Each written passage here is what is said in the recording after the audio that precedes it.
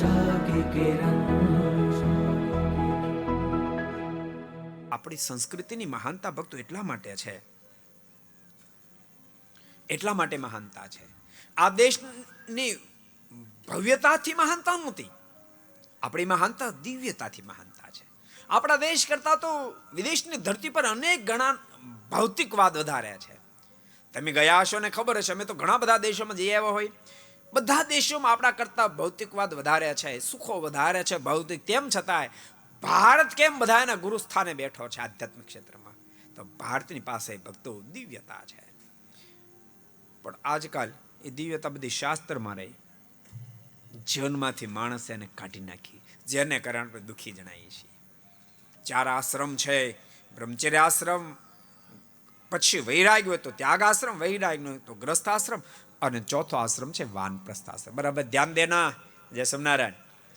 4 આશ્રમ. એક બ્રહ્મચર્ય આશ્રમ. બ્રહ્મચર્ય આશ્રમ ભક્તો એવું વિધાન છે કે 25 વર્ષ સુધી વ્યક્તિએ બ્રહ્મચર્યનું પાલન કરવું જ જોઈએ. બીજા અર્થમાં જોવું તો કહીએ તો અનમેરડ હોય ત્યાં સુધી બ્રહ્મચર્યનું પાલન કરવું જ જોઈએ. પછી આવે 2 આશ્રમ ભેગા થાય, વૈરાગ્ય હોય તો ત્યાગાશ્રમ સ્વીકાર કરે, વૈરાગ્ય હોય તો ગ્રસ્થાશ્રમનો સ્વીકાર કરે. પણ ગ્રસ્થાશ્રમનો સ્વીકાર કર્યા સિવાય પછી પણ એક પત્ની વ્રત રાખે, પત્ની એક પતિવ્રત રાખે.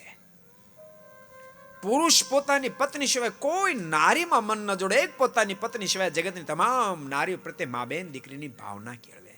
આ નારી હોય તો એક પોતાના પતિ સિવાય જગતના તમામ પુરુષ પ્રત્યે ભાઈ બાપની ભાવના સેવે.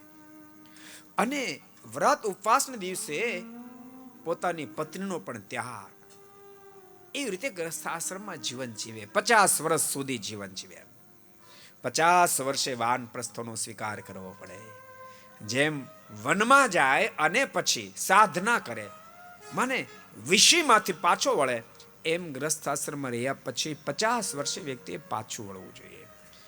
ભલે સાથે પતિ પત્ની રહેતા હોય તેમ છતાં બ્રહ્મચર્યનું પાલન કરવું જોઈએ. આ આપણી મૂળ પરંપરા છે, અને આ પરંપરા જળવાતી હતી માટે ભારત દેશની મહાનતા હતી.